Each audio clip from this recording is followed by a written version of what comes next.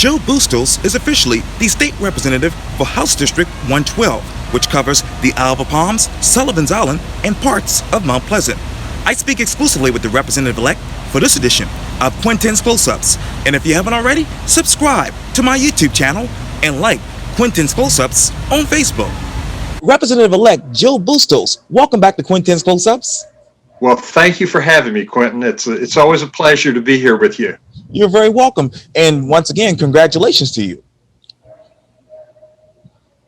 Well, thank you very much. It's been a busy week, as you know, and but it's been a good week. Good week. I know we spoke a couple of weeks ago when they had Quintin Washington Day for me in the city of Charleston, but I want to go back to obviously what you told, I believe, the Mutual News when you first announced, and this was a couple of months ago, and I think I interviewed you right thereafter, but you said this quote: "My goals would be what I understand that the residents are concerned about: conservation, the environment, transportation, overdevelopment, crowding, and education." Let me ask you this, Representative. What issues have changed from the time that you announced to the time that you obviously won on Tuesday? Well, those have stayed the same, but we've added one, and that's law and order, safety. Everyone wants to feel safe in their homes, safe in their businesses, and that has become one that is being talked about a lot. So I think that has, just from the number of events that have happened across the country and actually happening now, that people are a little concerned about their safety, because, if you don't feel that you can leave your home and go to work, or your spouse can leave home and go shopping or to work, it's a little upsetting not to feel that they are safe. And that's a concern. What is your plan to actually deal with law and safety right now? Well, I think we're going to have to work with the police departments, the state law enforcement agencies, and make certain that they have all the tools that they need to keep their municipalities and county areas safe. And I would expect that all the chiefs and sheriffs, if they need additional assets, people, that they'll come to the state legislature and make those needs known. And how much money would you set aside for that? Well, I'm not certain yet. That's one. Of course, if it's personnel, it's an ongoing cost, and it would have to be much higher if it's a matter of buying or needing help with buying certain equipment like body cameras and things like that. We could probably get that fixed cost early on. But, the biggest expense for most municipalities and police departments are the personnel, and making sure that pay and benefits are paid for. Paid for. And let me ask you this, too. What are the law and safety issues in and around 112?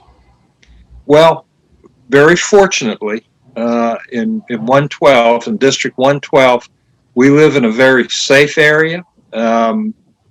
They're funded. Isle of Palms, Sullivan's Island, and Mount Pleasant have always taken care of the police departments, fire departments, and public service departments. So I think in this district we're in good shape. And we paid in Mount Pleasant when I was on town council. We reallocated some budget money so that schools could have resource officers. That was a need that was identified, and we took the money out of budget and reallocated things and got those resource officers. So I think we're in good shape. But going to the state, it may be something a little different. And while I represent 112, we're still going to have to work for all the residents of the state. Sure, absolutely. And you also said this too. those, obviously when you talked about when you were announcing for your seat that you now have, you said this quote, those are the things that I think I need to pay attention to, meaning those same issues: conservation, the environment, transportation, overdevelopment, crowding, and education, and law and safety. But you also said that those are the concerns that the residents have expressed to you. Let me ask you this: what else have the residents expressed to you since this past summer?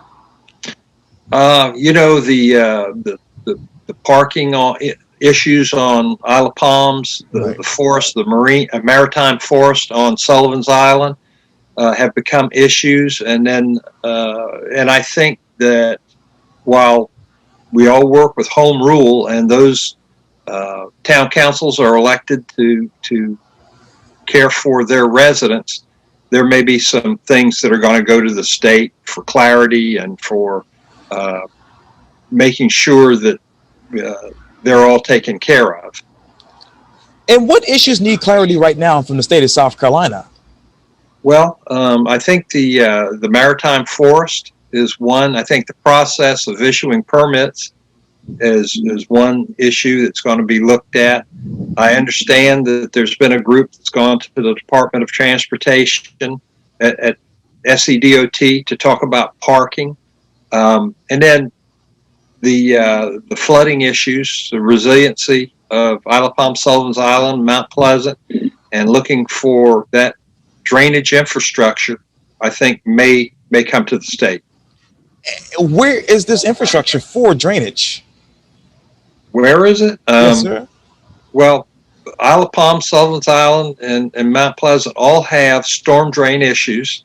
We have storms, we have rain events, right.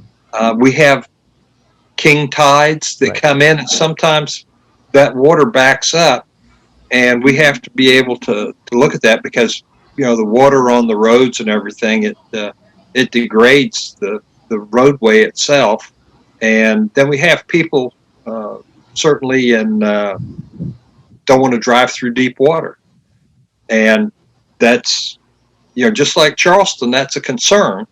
And if we have good storm drain system, we won't have to worry about that flooding. And another thing is that the roadways flood, and then if you live on the lowest point of a street, under your house floods, and that's a problem.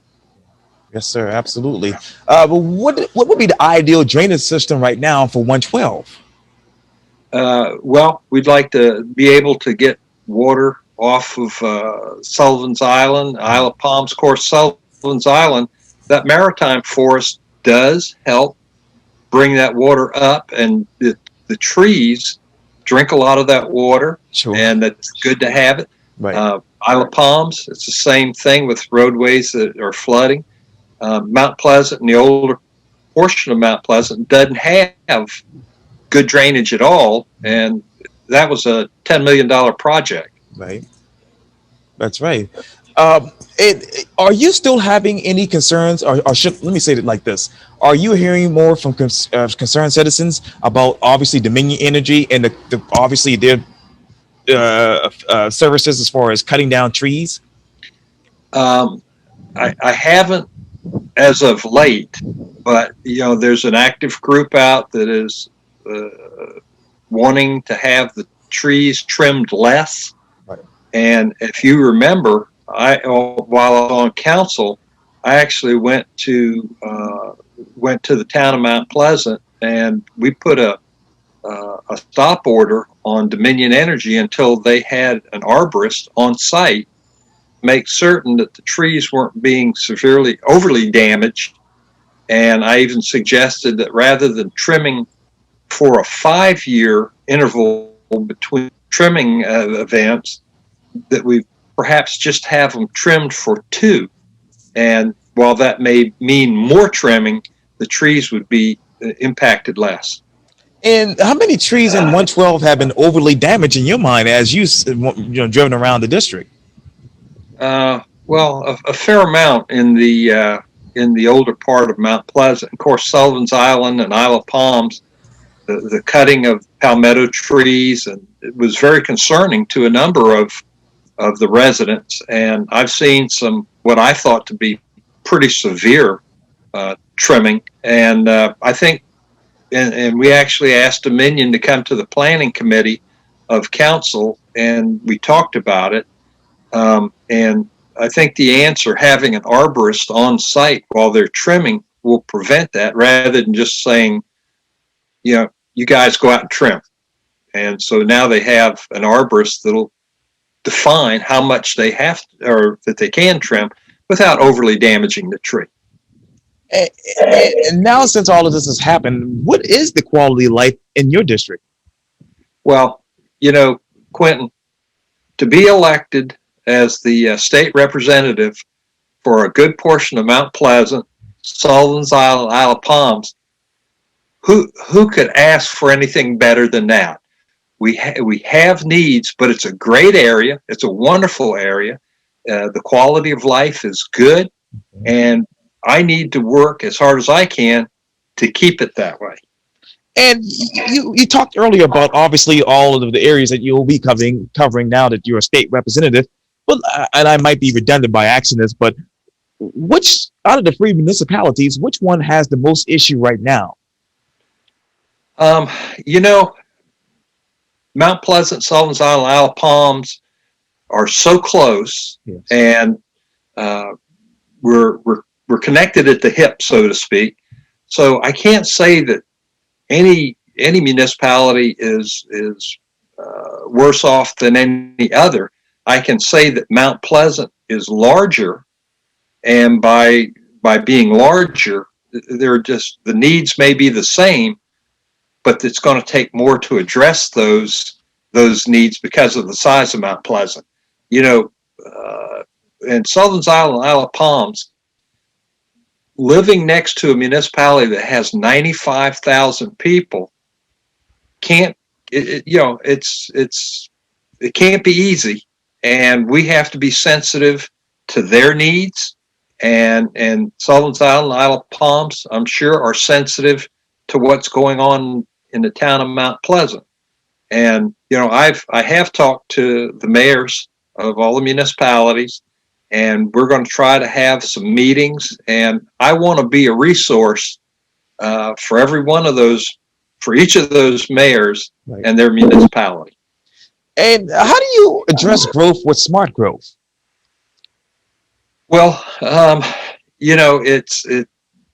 smart growth has a lot of connotations, but we need to make certain that our infrastructure is there before residents are built, new homes or hotels and all those things. We don't want to be in a situation where we open a hotel or an apartment complex and the police, fire, public service, the streets aren't there to accommodate them, because as soon as a house was built, each of the municipalities has a responsibility to provide that homeowner with town services. And it'll be a while, if it's a new home, before the taxes are paid on that. So you could see a year or so of no tax revenue, but the municipalities still have to provide those services to that home. And what fiscal goal do you have for 112? Well, I won't be involved in the budgets. The town councils will handle those budgets. They'll budget their money. In a budgetary not a response, but in that area, I would like to see the hospitality taxes, that the municipalities could use those hospitality taxes as they need to, and even accommodations tax, being able to use those and not just being narrowly defined as how they can use them, but use them to the advantage of their respective municipalities. And how would you tweak that definition of those issues with the taxes? Well, we're going to have to sit down and look at the laws that govern those taxes and how they're used, and that may be one of the bills that I'll put in place and see if we can get it through the legislature to allow those municipalities to use that money to their best advantage. State Representative Jill Bustos, thank you so much for your time. And again, welcome back to Quintin's Close-Ups, and congratulations again. Well, thank you very much, Quintin, and please call anytime. Yes, sir, definitely will.